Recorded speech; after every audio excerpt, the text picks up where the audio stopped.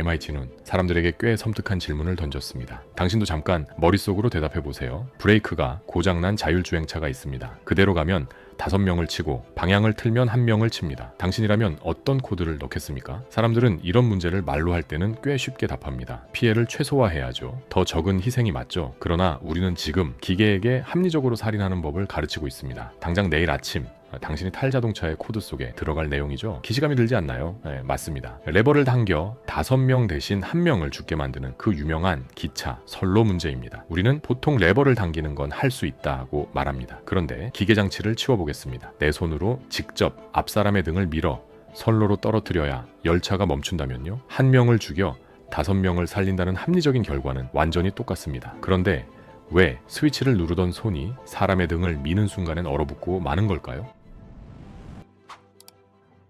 칸트는 인간을 다른 목적을 위한 수단으로만 다루지 말라고 했습니다. 이 말을 이 장면에 가져오면 왜 많은 사람이 사람을 직접 밀지 못하는지가 조금 선명해집니다. 그 순간 우리는 한 사람의 삶을 5명을 살리기 위한 도구처럼 다루게 되기 때문입니다. 물론 바로 이런 말이 나올 수 있습니다. 그래도 결국 목숨이잖아요. 1명이 죽고 5명이 산다면 숫자를 봐야 하는 거 아닌가요? 맞는 말입니다. 실제로 많은 상황에서는 그런 계산이 필요합니다. 그런데 진짜 중요한 질문은 여기서 시작됩니다. 우리는 정말 숫자만으로 판단할 수 있을까요? 심리학은 그렇지 않다고 말합니다. 사람은 직접 행동해서 만든 피해를 더 나쁘게 느끼는 경향이 있습니다. 조금 잔인하게 말하면 우리는 피해 자체만 평가하지 않습니다.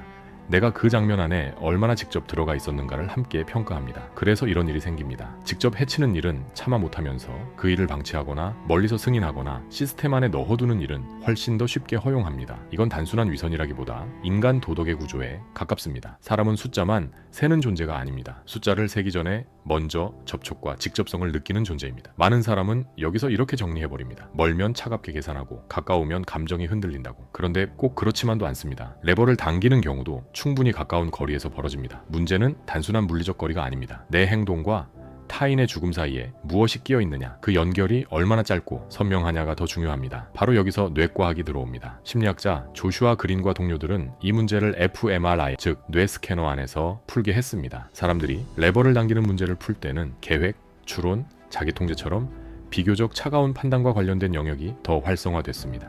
말 그대로 계산을 하고 있었던 겁니다. 반면 누군가를 직접 밀어야 하는 문제를 마주하자 전혀 다른 쪽이 강하게 켜졌습니다. 감정과 사회적 반응에 관련된 영역이었습니다. 뇌가 경고 신호를 보낸 겁니다. 이건 단순한 계산 문제가 아니라고, 사회적 금기를 직접 건드리는 장면이라고. 여기서 중요한 건 단순한 거리가 아닙니다. 레버를 당길 때도 사람은 충분히 가까이 있습니다. 하지만 그 사이에는 선로와 장치와 전환이라는 한 단계가 끼어듭니다.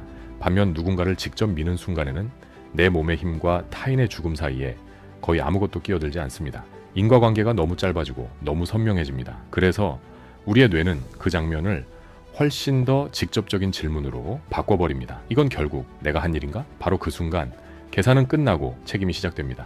이처럼 우리의 뇌는 도덕 문제를 하나의 방식으로만 처리하지 않습니다. 상황에 따라 차가운 계산과 뜨거운 경고를 다르게 끌어옵니다. 이걸 현실로 끌어오면 더 서늘해집니다. 예를 들어 한 개발자가 있다고 해보죠. 그 사람은 사고 현장에 있지 않습니다. 누가 죽을 수 있는지 얼굴도 모른 채 회의실에 앉아 있습니다. 그 앞에 놓인 문장은 이겁니다.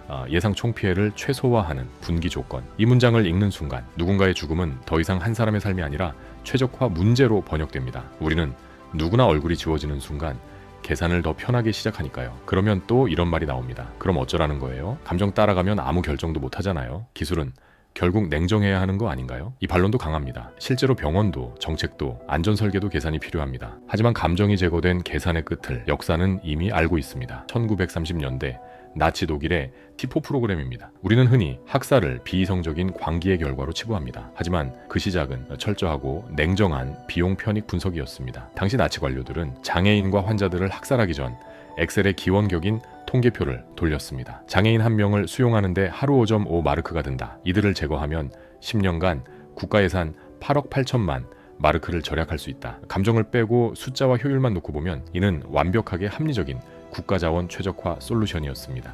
기업의 사례도 다르지 않습니다. 1970년대 포드 자동차는 차량 폭발 결함을 알고도 리콜하지 않았습니다. 차를 고치는 비용 1억 3천만 달러. 그냥 사람들이 불타 죽게 내버려 두고 배상금을 무는 비용 4,900만 달러. 이것이 바로 죄책감이 거세된 순수한 합리성의 민낯입니다. 우리는 흔히 감정을 이성적인 판단을 방해하는 오류나 잡음이라고 착각합니다. 하지만 사실 감정과 죄책감은 통제불능 상태로 폭주하려는 합리성을 멈춰 세우는 가장 강력하고 유일한 브레이크입니다. 그 브레이크가 고장난 합리성은 언제든 인간을 합법적으로 도축할 수 있는 무기로 돌변합니다. 그래서 핵심은 이겁니다. 계산이 불가피하다는 사실이 그 계산에 면죄부를 주지는 않는다는 것. 우리는 자꾸 스스로를 합리화합니다. 필요하다는 이유로 깨끗하다고 느끼고 합리적이라는 이유로 덜 잔인하다고 느낍니다. 하지만 계산은 종종 문제를 해결하는 동시에 사람의 얼굴을 지웁니다. 결국 더 위험한 건 계산 그 자체보다 너무 매끈해서 죄책감까지 지워버리는 합리성입니다. 도덕은 늘 정답을 내는 계산기가 아닐 겁니다. 어떤 경우엔 계산해야 합니다. 어떤 경우엔 실제로 더 적은 피해를 선택해야 하죠. 그건